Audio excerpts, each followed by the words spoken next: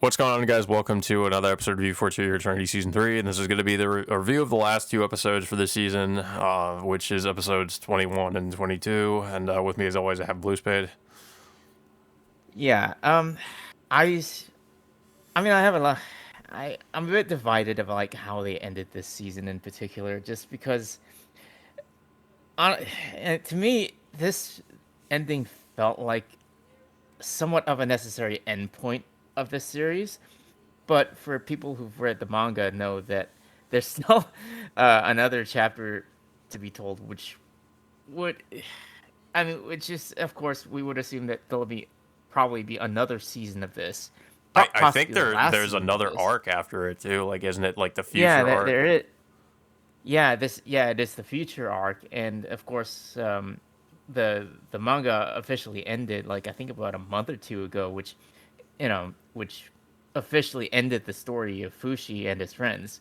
But I mean, to me, for the way this episode ended, like this, despite some like I don't know, some plot holes left behind here and there, this could have been like a necessary endpoint for all of our characters. But It, I don't it, know. I it mean, was like a fairly conclusive ending, even though there were a lot of things, like you mentioned, like there were quite a few things that kind of annoyed me. And like, I do feel like there needed to be like more of a follow up with certain characters.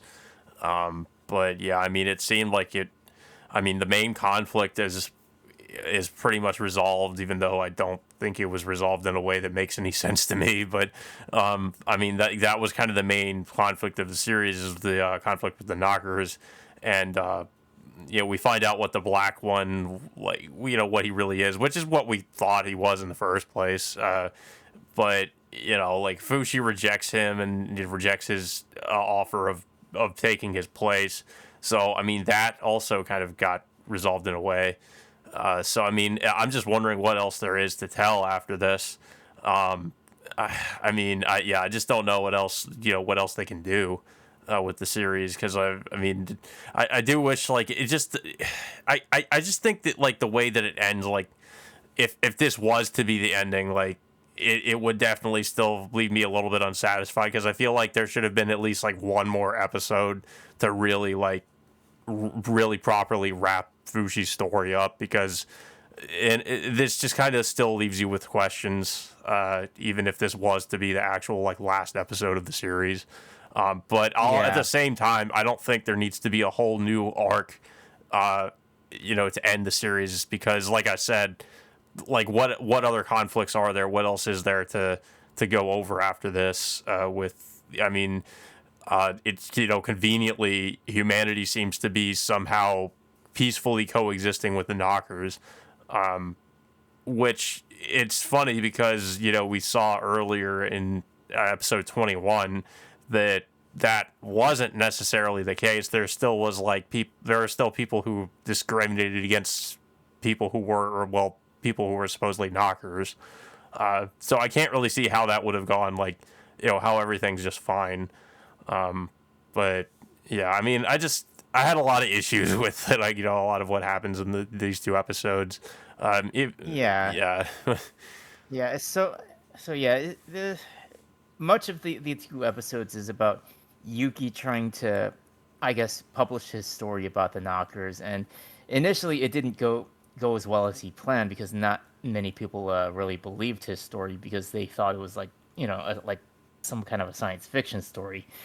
So then him along with Fushi go the additional length of trying to ask Michi, who is of course the knocker possessing the girl who died from cancer, uh, to pretty much just step up and reveal herself as being a knocker herself. And she, surprisingly, she decides to take part, in that decision. And so, like, she helps, like, Yuki create these vlogs or videos revealing her abilities and all that stuff. Well, at the same time, she was wearing a mask at the time.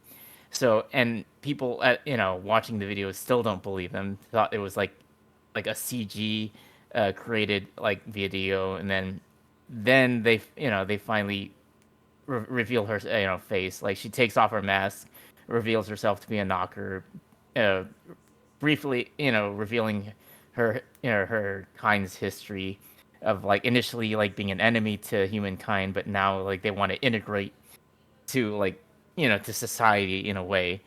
And of course, like this does she does initially get some support, but like you said earlier, she starts getting discriminated against by by these groups of people that uh, of course don't like the knockers, like just in integrating to society, including like some media outlets are criticizing like the knockers, like being a part of our society, like taking over people's bodies after they died and whatnot. Yeah, like realistically, if something like this were to happen, it wouldn't really go as smoothly as it does here with the knockers. Just well, more or less. I mean, the only real conflict with humans and knockers kind of gets brought up in like really briefly in this episode, but then it just feels like it just gets glossed over just as quickly, and we don't really bring up any kind of like issues with it again. And Yeah, apparently and there aren't any knockers either that are hostile towards humans. Like I guess all of them are just peaceful. I mean, I don't know if like those people like who helped Michi at the end. I could assume some were humans or maybe some were knockers. They didn't really clarify that point. Yeah, But well, of course, I'm like saying like he gets then very there are faithful. also like knockers that probably wouldn't that they wouldn't all just be like wanting to coexist with humanity. I would assume like there probably would be some that Yeah, aren't okay with that. yeah, which is of course another issue that we'll bring up later by the next episode. Which of course it follows up. I think 4 years later, in which like everyone's getting together. Mizuha, um, I think is moving to a new place. So Yeah. she, Well, in the last yeah, episode, so we just kind of briefly sort of go over them like graduating middle school and moving on to high school. And Yuki also trying to gain the courage to ask Mizuha out, which he turns him down. Which is kind of surprising to me because I assumed that in that one scene in one of the previous episodes, it almost seemed like they were like saying that they were like them saying they were going to lead the Guardians together. It's funny how that doesn't really seem to didn't seem like that went anywhere.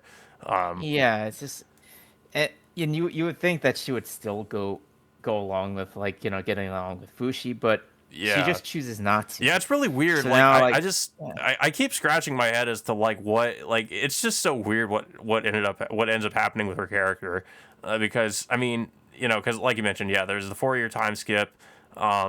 Mizuha is like a really I guess she's like an ace student. She's apparently going to be going off to the States.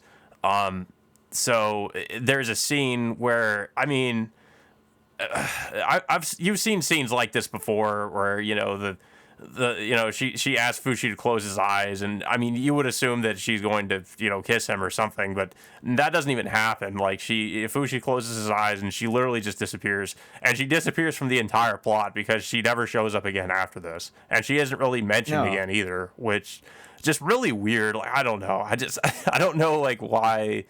I don't know. It was such a weird scene, and then we just never see her again. yeah, and then Fushi catches up with all of his friends and family again, talking about like how they're trying to live their lives in this new era, supposedly, and like how they're trying to, obtain happiness. Like, well, for Masar, for example, like, we know like how miserable he's been since season two. Well, yeah, he Like, attains him happiness through gambling, I guess, at horse races. yeah, but Cairo and yeah, what's that? No, I think it was Hyro and Kai. I think I keep so. forgetting their names. Yeah, they explain their reasons of like how they want to, obtain happiness through their hard work. Like I think one of them, like I think got like a certificate to work at a bakery shop. I think the others just like, they're like just yes, like crap, I forgot his name. It's just, like Well, one of he's them wants fishing with Fushi to Fushi. bring him back when he dies. Yeah, which is a little bit surprising because, like, this was a bit of some amount of criticism that his friends initially, you know, just threw toward Fushi about bringing them back in an era which they're not familiar with. But now, like, they apparently like one of them wants him to bring him back to help him in his mission, his ongoing mission, whatever that's going to be moving forward. And and then right after this, we see the Black One, or now Satoru, uh, is like pretty much is saying his goodbyes because it's his last day of being his more omnipotent form. So like he tells him like this is his last day, but of course everybody else like don't feel like he's been supportive or grateful to Fushi, for all these different generations for a variety of reasons. And of course, March calls him out, saying that she had to teach him how to speak, how to eat, how to go to the bathroom, and all that stuff. Basically, just educating him all this stuff. Unlike the Black One, who just basically just been sitting behind the scenes, even though he would be considered his technically considered his father in a way. Yeah. Um, yeah, and then we have the scene with the Black or well Satoru having his birthday party, and like we also get more background on the Black One and his creation, which we kind of knew a little bit about already, but like we just see like what like how he created. It seems like it's more or less confirming that I guess he is that world's god in a way, uh, Yeah, because he just created everybody. He came from like I guess almost like an atom, and then he created the world. I guess just like he says just out of boredom. I guess like he was bored and he created the world and all these different kinds of humans. And then he created Fushi. Well, he also had the goal of wanting to become a human as well, which he does. And he also created Fushi. I think he says like he wanted Fushi to be almost like his successor so that he could become a human or live as a human. But it doesn't really play out that way. So no. So I guess he's going to entrust Fushi as more of his as more as of an eternal guardian for the world that he's created now. yeah, So I guess Fushi, I guess in a way has more or less accepted his role as like an immortal guardian now, yeah, alongside of his friends. And then after, well, of course, like Fushi does eventually meet Satoru, post Black One, and now he's just like a normal kid, like going to school, and and of course Fushi is satisfied of like how things are going with everything going on with the Knockers integrating to society, his friends, uh, in a way obtaining their own form of happiness of working hard in this new era. And then the epilogue time skips us to 60 years forward, um, for whatever reason. And of course it more or less tells us what happens to certain characters, been going with the Knockers. But I feel like that, I don't know, I kind of feel like it kind of cheesed out on certain details because of that time skip. yeah. So there was a plot point of Yuki having consumed the knocker, and conveniently that just never comes up again.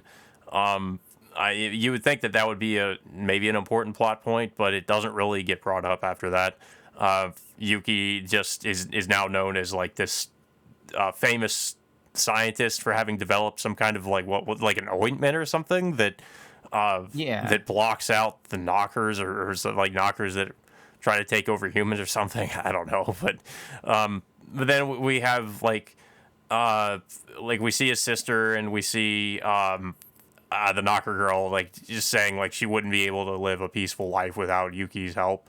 Um, and one of the most depressing things about this time skip too is just seeing that like is seeing that March is just like the things that she wanted to do that she never got to do because she died, like being a mother, for instance, like she never does that. That was just kind of like I'm just like her reasoning is because there was no man that ever lived up to her standards. So I don't know. It just felt like a cop out. Honestly, it's like really like I mean, so I guess she just lived her life alone. Um, and so that was kind of that. Yeah, that was a little bit depressing just to know that. Like, Yeah, And of course, the end of the episode, we see Fushi with his friends like brought back again, and now they're going off on their journey, you know, to continue like I I guess okay. protecting Another the thing world too, or like something. I don't know if you were confused about this, but like, how did March age, but like become an old woman, but then all of his Fushi's friends, they didn't really seem to age much at all. I yeah, that's I don't even know. I'm just like Like I I noticed even there was some scratched my own head like inconsistency too when the time skips happened, because like the 3 year time skip, I noticed that that some of the characters looked older, but some of the characters looked almost exactly the same. So I don't yeah. know what was going on there. I mean, unless March can't really, I don't know, just I grow don't. beyond I his have no. current size. I don't know. Yeah, It I don't know. It seems weird. I mean, obviously like Tanari can like can age normally. I think. Well, everybody yeah, else, yeah, everybody else can age normally yeah. except She for seemed March. like the I don't only even know person that why. did. Honestly, like, I thought that was strange. Like nobody else really changed at all. Um, Yeah, I don't know. It's kind of my main criticism about like why that time skip needed to be there in the first place. It was just I just felt like it was a cop out, and then it just glossed over like too many things all at once. Like, Yuki like becoming a professor, but not explaining about the the knocker he ingested a couple episodes ago, and then of Mizuha's course disappearance. Mizuha's disappearance and what became of the of the descendants afterwards, and then and of course the knockers integrating to society like without any repercussions about like how humanity really feels about them in a way. So The it's most just we get with that is some different TV interviews where some like different politicians or people on TV saying how they don't really trust the knockers, but that's about it. yeah, I don't know. I just felt like it was too much of a huge shortcut unless they plan on making some kind of like special TV episode that that shows us what happened during that 60-year time skip, but Yeah. I don't know. I don't feel Well, like they're and gonna end up unlike the explaining that. finale of season 2, we don't really have any kind of a tease for the next season, and we don't really get any sort of indication that there is going to be another season. No. So it kind of Usually ends the in a bit first of an two awkward seasons, yeah. place, really. It's like, Yeah. I mean, I really do feel like that this feels like, kind of an endpoint for the show if that's what they're really going with, unless they are planning on making a season 4, which would likely have to be the final season yeah, based on, the based on like where the manga ended just a couple months ago. So, I mean, we'll have to see, but yeah, unlike the first two seasons, which immediately came out saying that they're making another season, this one it just they don't they don't make any announcements. We don't get any hints or any teases about like what's going on with the characters. We just get it just felt like the ending just felt like kind of a bit rushed, hmm and we still have like several questions about certain characters and certain plot details about the worlds, but we're just left hanging about like what happened to Fushi and his friends. Like they're pretty much living like essentially they're just gonna live forever at this point. yeah, I guess so. Um, yeah, it does seem that way. Um, so yeah, I mean, then that's where we end with season 3. So I mean, unless there is an announcement of another season, I mean, this is where we're ending things for now with the series. Yeah. Yeah, it would be an understatement to say it's been kind of like a bumpy road with the series in general, because it had a promising start, but then it just felt like it fairly quickly started to fall apart. Honestly, like it had a lot of potential, but it just went in a really weird direction with the plot and the characters. Um, the season 3, I mean, season 2 was a slow season, but it did have some interesting plot points. But um, I felt like season 3, I felt like it also had potential because it was a different setting and it was a different time period, it being set in the modern day. And I was a little bit more hopeful because of that maybe they would do something different, but not really. I mean, it kind of suffers from a lot of the same issues that the series had been having. and it doesn't really do much to improve things. I I don't know. I think I think the only thing that satisfied me with this entire season was the black one. I guess moving on and Yeah, becoming more human in a way, but all the other stuff, I was really hoping that they would develop more of a relationship with both Mizuha and Fushi, just due to the fact that we know that uh, Fushi's always hated Haise and her descendants, but hmm, this is the first of of many of the descendants that that I feel like that he could have gone close to and possibly develop a more romantic relationship in a way yeah, because he's never experienced that, which unfortunately they never really got to. And the Knocker story kind of threw things for a loop for the remainder of this season because, of course, we do know the Knockers are the main antagonists for the season, but the way they went about it just like kind of overtook the entire season, and they kind of like resolved it in such an awkward or and messy way because the way they because there's some still hints that there are still some bad knockers that want to take over the world in their own way, but there's of course the knockers that want to integrate to society and live their own lives and stuff. yeah. But it just kind of and plus it even complicates things with the whole 60-year time skip after that. So Mm. I don't know. It's just that overall, just I mean, personally, I would like this to be just you know a necessary endpoint for this series rather than just continuing on with another season, which I don't know how what other story they're gonna end up telling, whether they're gonna continue with the Knocker story, just completely eliminating everything that we've just watched, and of course the whole descendant stuff. We don't know where they're gonna take that part. Yeah, there's still like unresolved plot points that could be gone over, but I don't know if there needs to be a whole another story arc to really like address some of those.